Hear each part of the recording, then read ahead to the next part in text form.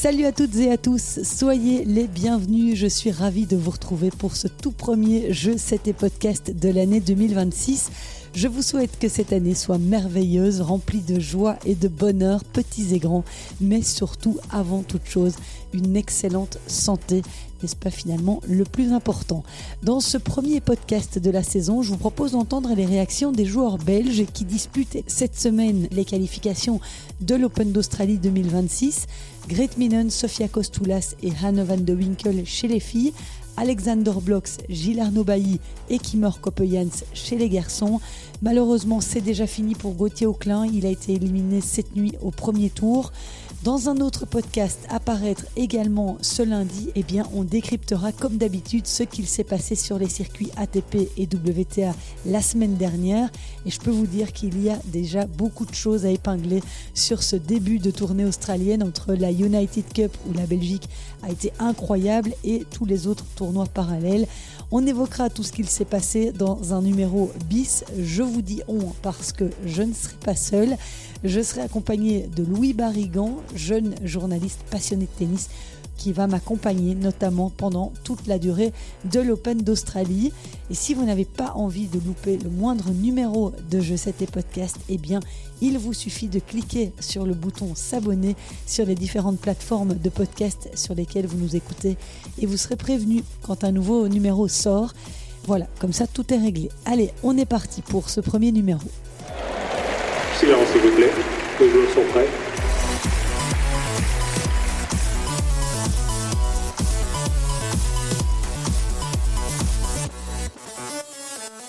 Alors que le tournoi des qualifications vient de débuter en Australie, il est 3h30 du matin ce lundi à l'heure de boucler ce podcast et un joueur belge est malheureusement déjà éliminé. Gauthier Auclin a été sorti d'entrée par Martin Damm Junior. Match très serré néanmoins, perdu 6-3, 3-6, 6-4 par le Belge. Début de saison compliqué pour Gauthier qui avait perdu déjà la semaine passée au premier tour du Challenger de Nouméa alors qu'il voyage désormais avec Germain Gigounon à ses côtés, l'ancien entraîneur de David Goffin. Déjà, la fin de saison 2025 avait été un peu compliquée pour lui. C'est comme ça qu'il a décidé de travailler avec Germain. Espérons qu'il retrouve son meilleur tennis très vite, Gauthier, et que le duo performe dans les mois à venir. C'est tout ce qu'on lui souhaite. Une bonne nouvelle est néanmoins tombée par ailleurs cette nuit, la qualification de Gilles Arnaud Bailly pour le deuxième tour. Un beau succès pour sa toute première participation à un tournoi du Grand Chelem. Il a battu le Britannique Jack Pennington-Jones 6-4, 6-4. Vous allez l'entendre un petit peu plus tard dans ce podcast, tout comme les 5 autres joueurs qui s'apprêtent à débuter leur tournoi mardi. Ils se sont confiés au micro de Philippe de Wulf de Tennis Belgium, qui lui a la chance d'être à Melbourne. Mais avant cela, je rappelle juste vite fait à ceux qui ne seraient pas tout à fait familiers avec tout ça, que les qualifications de l'Open d'Australie sont les portes d'entrée de ce grand chelem pour les joueurs qui ne sont pas assez bien classés pour intégrer directement le tableau final qui compte 128 joueurs. Ces qualifications permettent ainsi à 32 joueurs, 16 côté féminin et 16 côté masculin, de gagner leur place pour le tableau final du tournoi. Pour ça, ils devront gagner 3 matchs consécutifs. Sachez aussi que les qualifications bénéficient d'une dotation assez élevée. En cas d'élimination dès le premier tour, les joueurs repartent avec 23 000 € environ et plus ou moins 47 000 € pour une défaite au troisième tour. Ce sont des sommes quand même non négligeables pour des joueurs qui évoluent entre la 120e et la 250e place mondiale. Et puis, s'ils rejoignent le tableau principal, là, c'est 80 000 €, même en cas de défaite au premier tour. Donc, c'est quand même pas mal pour débuter l'année. Et évidemment, c'est chaque fois la même chose lors de chaque tournoi du Grand Chelem.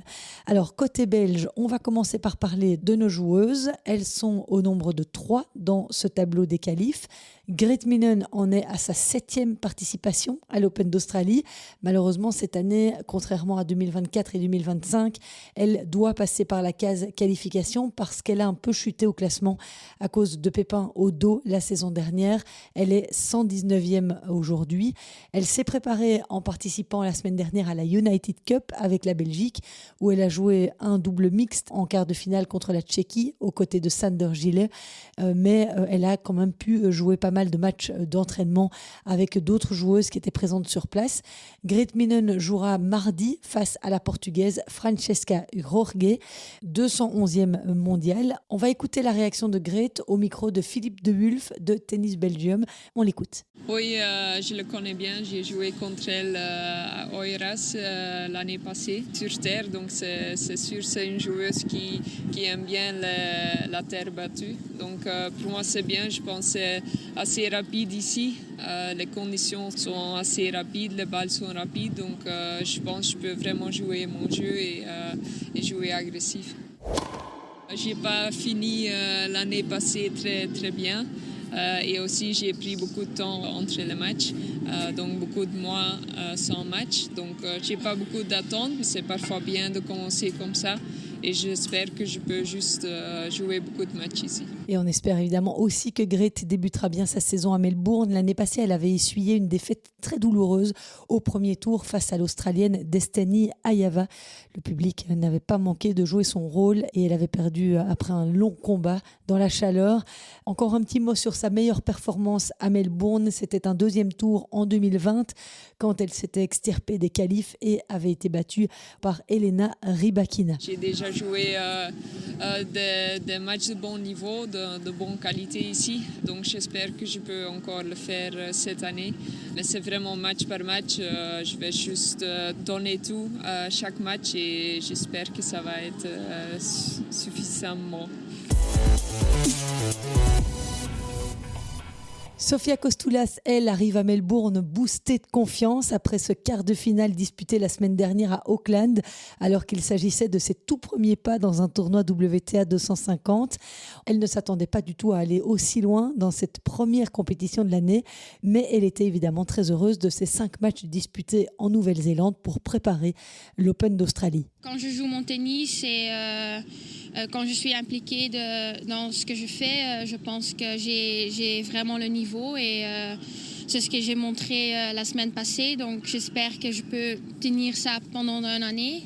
Je pense que c'est très important de pas jouer comme ça une semaine ou 2-3 semaines par année. Donc oui, mais je sens que j'ai le niveau. Je pense que j'ai vraiment trouvé mon identité sur le terrain et mon style de jeu. Donc ça fait vraiment du bien que quand je monte sur le terrain, que je sais quoi je dois faire. Oui. Et cerise sur le gâteau, la jeune femme a atteint son meilleur classement ce lundi, une 143e place mondiale. Pour ce premier tour des qualifs à l'Open d'Australie, elle affrontera mardi la Thaïlandaise Lanlana Tararoudi, 131e mondiale. J'espère de me qualifier. Je sais que c'est pas facile du tout et que ici c'est toujours 50-50. Tout le monde peut battre tout le monde et je dois être prêt vraiment du premier match. Et ouais, j'espère que je peux me qualifier, mais on va voir. Et il s'agit de la première participation de Sofia Kostoulas à l'Open d'Australie chez les pros, mais elle a quelques très bons souvenirs à Melbourne puisque c'est là qu'elle a disputé la finale de l'Open d'Australie junior en 2022. Oui, ça me donne vraiment un bon sentiment. C'était des très bons souvenirs que j'ai eus en junior et ouais, j'espère que cette année, que j'ai une belle année et que je peux bien jouer ici. À noter que Sofia Kostoulas a déjà disputé les qualifications de Roland-Garros, de Wimbledon et de l'US Open l'an dernier. Et puis pour terminer chez les filles, eh bien Anne van de Winkel, 125e mondiale, jouera elle aussi mardi son premier tour des qualifs contre Carol Young-Soo Lee. Anne van de Winkel a débuté sa saison à Canberra dans un WTA 125 où elle a perdu au premier tour face à la chinoise Yue Yan, 135e à la WTA. Voilà pour les 3 joueuses belges qui tenteront donc cette semaine de rejoindre le tableau final de l'Open d'Australie où Elise Mertens sera d'ailleurs tête de série cette année. Côté masculin, l'un des hommes en grande forme du moment se nomme Alexander Blocks. Il vient de faire son entrée dans le top 100 mondial grâce à une superbe victoire au très relevé Challenger de Canberra. Il est donc en pleine confiance pour aborder ce tournoi des qualifications. Ah oui, c'est une très bonne sensation pour moi. Première fois dans le top 100 et déjà commencer avec un titre, c'est très bon pour la confiance, je pense. C'est toujours important de commencer bien l'année. Et oui, le top 100, c'est un bonus pour moi. C'est quelque chose qui était très proche de fin de saison, en décembre. Je suis très content avec tout ce qui se passait les dernières semaines. Alexander Blocks jouera mardi contre Marco Cecchinato, 226e mondial et demi-finaliste à Roland-Garros en 2018. Mais l'Anversois est sans doute l'un des joueurs les plus redoutés dans ce tableau des qualifications au vu de son nouveau classement et de ses récentes performances. Je ne regarde pas beaucoup de ça. Je pense que je dois juste prendre la confiance de la semaine dernière et jouer chaque match comme c'est le dernier. Je suis très motivé de venir ici et de jouer ici le premier Grand Chelem de l'année avec beaucoup de confiance aussi. J'ai déjà joué 5 matchs en Jeddah, 5 matchs à Canberra la semaine dernière, donc j'ai le rythme est là, donc je dois juste essayer de rester bien physiquement et mentalement et je pense que ça va aller. Et il y a 3 ans, Alexander Blocks avait gagné l'Australian Open Junior. C'est donc un lieu qui a une saveur très particulière pour lui. J'ai toujours très hâte de revenir ici. C'est un tournoi très spécial pour moi. Pas parce que j'ai gagné ici, mais parce que oui, comme j'ai dit, c'est le premier Grand Chelem de l'année.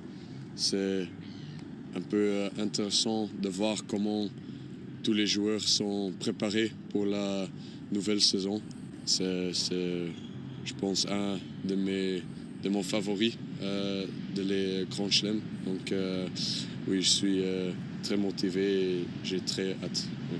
Et lors des 2 dernières éditions, Alexander Blocks n'avait pas réussi à passer le premier tour des qualifs.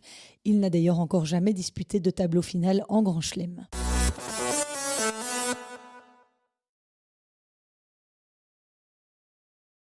Issu de la même génération qu'Alexander Blocks, Gilles Arnaud Bailly a fait son baptême du feu dans un tournoi du Grand Chelem chez les pros ce lundi.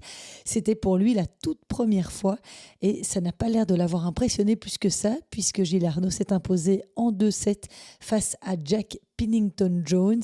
On a eu une petite frayeur au début du 2e set parce que Gilles Arnaud a basculé en arrière en allant rechercher une volée et il a dû faire appel au kiné pour soigner sa cheville droite. Mais heureusement, c'était sans gravité. Il a pu terminer le match sans encombre.